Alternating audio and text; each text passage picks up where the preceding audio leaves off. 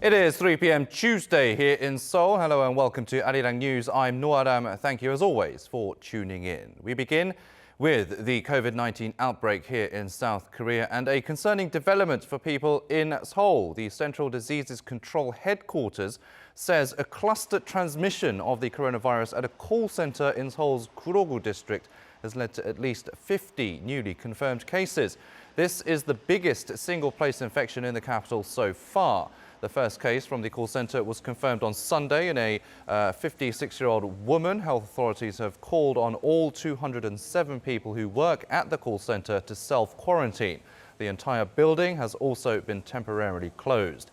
Meanwhile, the official number of confirmed cases in South Korea stands at just over 7,500, with 131 new cases on Monday. There were also 3 more fatalities on Monday, bringing the death toll to at least 54.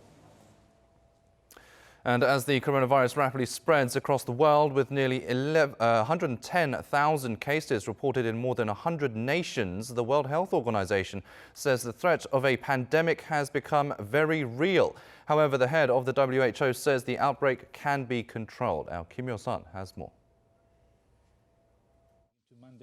The WHO is admitting the threat of a coronavirus pandemic is now very real. Speaking at a press conference on Monday, WHO Director General Tedros Adhanom Ghebreyesus explained that COVID-19 would be the first pandemic in history that could be controlled. It's certainly troubling that so many people and countries have been affected so quickly. Now that the virus has a foothold in so many countries, the threat of a pandemic has become very real.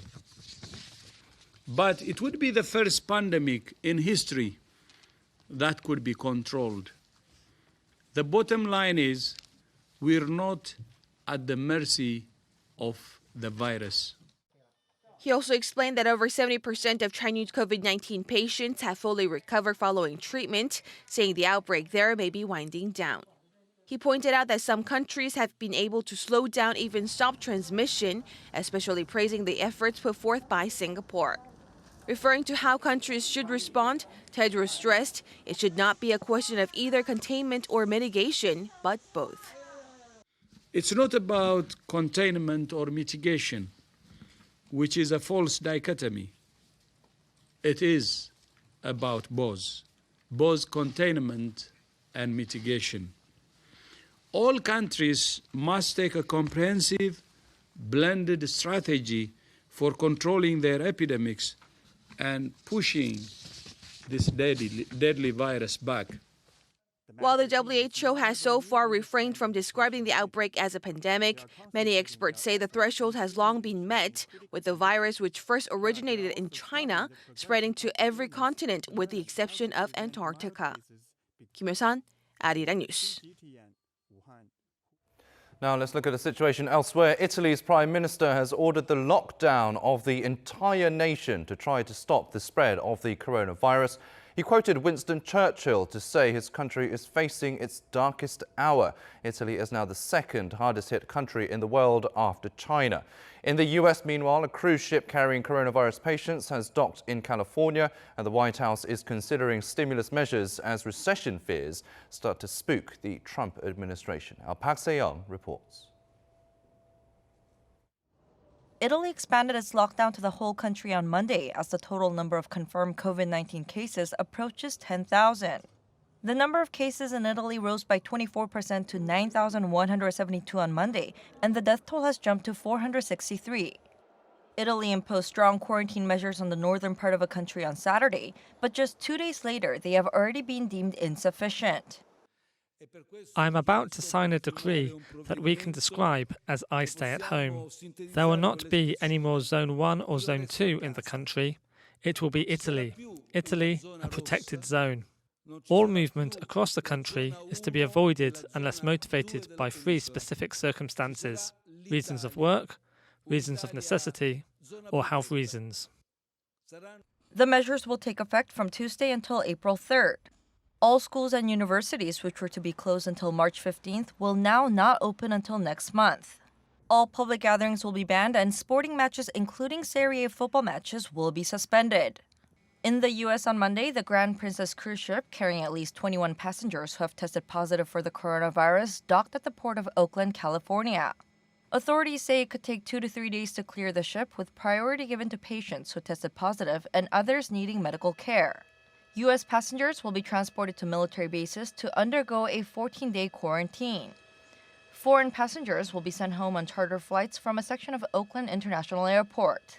Meanwhile, the White House is considering a potential tax cut and other relief measures amid mounting fears of a recession. President Trump said his advisors will meet with lawmakers on Tuesday to discuss possible measures, including paid sick leave, specific tax credits, loans, or direct subsidies to certain industries or hard-hit areas. Park Se-young, Arirang News. Now, as South Korea grapples with face mask shortages, China is planning to export masks to South Korea from today. The Chinese embassy in Seoul said on Monday that Beijing will first export 5 million face masks, with more to follow. The embassy spokesperson said China wishes to help its neighbor and friend in times of need. Meanwhile, South Korea, along with other countries such as Russia and Taiwan, have recently limited medical mask exports to cope with domestic supply shortages. The IMF's chief economist has called on countries to carry out what she called substantial fiscal and monetary measures to help stem the economic harm of the coronavirus outbreak. In a blog post on Monday, Gita Gopinath said governments should try to help consumers and businesses through measures such as cash transfers, wage subsidies or tax relief. She also advised central banks around the world to provide liquidity to banks and companies. She added that policy rate cuts or asset purchases can support financial markets if needed. Meanwhile, it was a historically bloody Monday on global stock and oil markets. The chaos started in Asia, spilled over to Europe before slamming the United States. It's a day traders around the world will remember for a long time, and there could be more pain to come this week. Our Hong Yu has the details. The first automatic halt in trading in over 2 decades was triggered on Monday, as stocks on Wall Street slumped by historic amounts as traders fretted over the ongoing coronavirus outbreak and plummeting oil prices. Global oil prices nosedived around 30% on Monday after Saudi Arabia started a price war by slashing crude oil prices for April and announcing an increase to its output. U.S. West Texas Intermediate crude slumped to just $27.34 a barrel in intraday trading on Monday, its lowest in 4 years. Reacting to the volatility on the oil markets, all 3 major U.S. stocks averages opened sharply lower on Monday. 5 minutes into trading, the S&P 500 sank a staggering 7%, triggering a circuit breaker that suspended trading for a quarter of an hour. The Dow Jones Industrial Average also took a huge hit as investors sold their positions. In response to the turmoil, the White House is inviting Wall Street executives to discuss their response to the market sell-off and the coronavirus outbreak. President Trump will personally attend Wednesday's meeting. The S&P 500 finished the week's first trading session down about 7.6%, its worst day since the 2008 global financial crisis. The Dow Jones Industrial Average slumped 7.78% to 23,851.33. The Nasdaq dropped 7.2% to 7,950.68. Over the Atlantic, European stocks suffered hefty losses as well. The Stoxx Europe 600 closed 7% lower at 340.83, 20% lower than its yearly high of 433.9. Markets in the UK, Germany, France, and Spain, among others, all posted huge losses as well. Hong Yu, Arirang News. Now, despite the global stock sell-off over COVID-19 fears and falling global oil prices, South Korean stocks didn't get off to such a bad start on Tuesday, all things considered. The benchmark Kospi opened slightly lower than Monday's close, started to pick up at around 10 a.m. before dropping again. As of 2:30 p.m., the Kospi was up about 0.4% at around 1962. The tech-heavy Kosdaq was up about 0.2% at around 615. In In a meeting with related ministries earlier today, Finance Minister Hong Nam-ki said there will be tighter regulations on short selling for 3 months starting tomorrow in a bid to protect the markets. President Moon Jaein has ordered officials to find ways for Korean business people who need to travel overseas to be able to do so as a growing number of countries impose entry restrictions on South Korea. Presidential spokesperson Kim Jin-ho said today that President Moon called for diplomatic consultations that would enable those with health documents specifying they are COVID-19 negative to enter these countries. More than 100 countries and territories have imposed entry restrictions or stricter quarantine procedures against people arriving from South Korea. When asked whether the government will also engage in such negotiations with Japan, a Blue House official said it would be difficult to mention specific countries. Tokyo recently tightened entry regulations against Seoul, with people arriving from South Korea subject to quarantine for 2 weeks. Now, global attention has been drawn to the South Korean government's efforts to tackle the coronavirus outbreak. At the government's first briefing for foreign press held yesterday on the issue, our Choi Jung-yoon spoke to some of the reporters for their take on Seoul's efforts thus far. With South Korea one of the countries hit hardest by the coronavirus outbreak, global media outlets have been closely monitoring the steps Seoul is taking to get a grip on the outbreak as quickly and efficiently as possible. As COVID-19 moves toward possible pandemic status, the foreign media outlets say South Korea has led the global fight against the outbreak.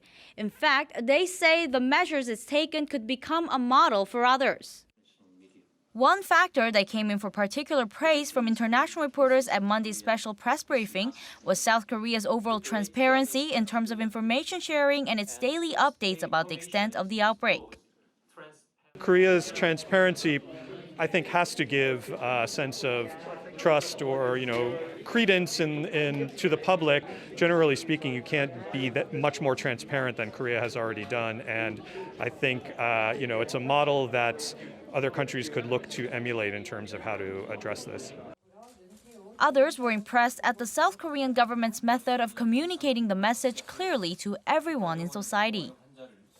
The sign language is quite interesting because apparently in Denmark that's what some of the deaf people are complaining about, that there was no subtitles in information given on TV and there was no sign language interpretation. The number of confirmed COVID-19 cases is over 7,500 in South Korea.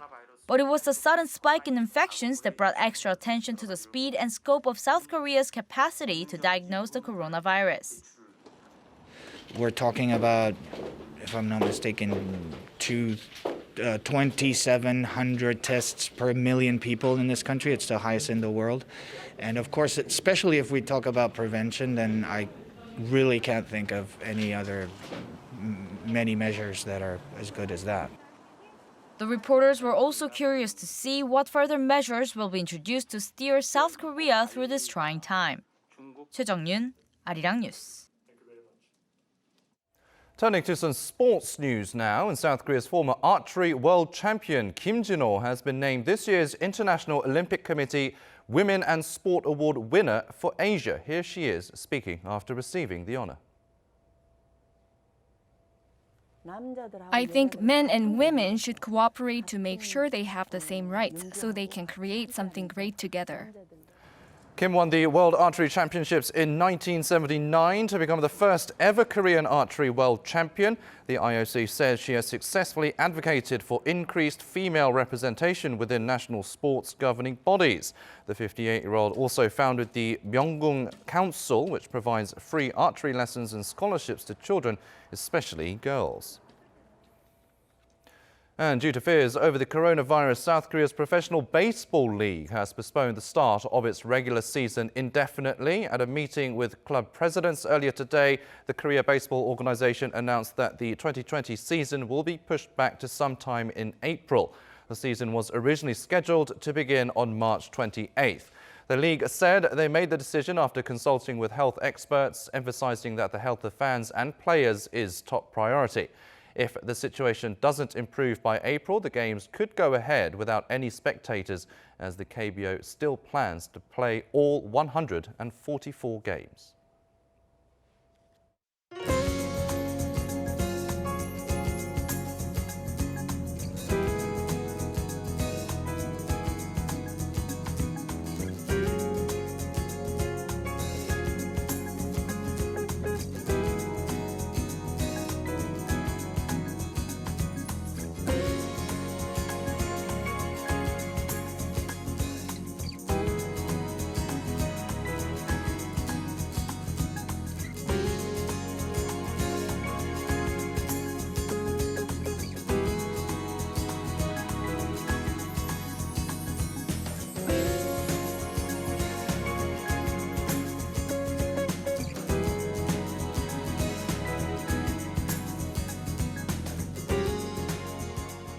Okay, that is all the news that we have for you at this hour. Join us again at 5 p.m. for more Arirang news. Until then, goodbye.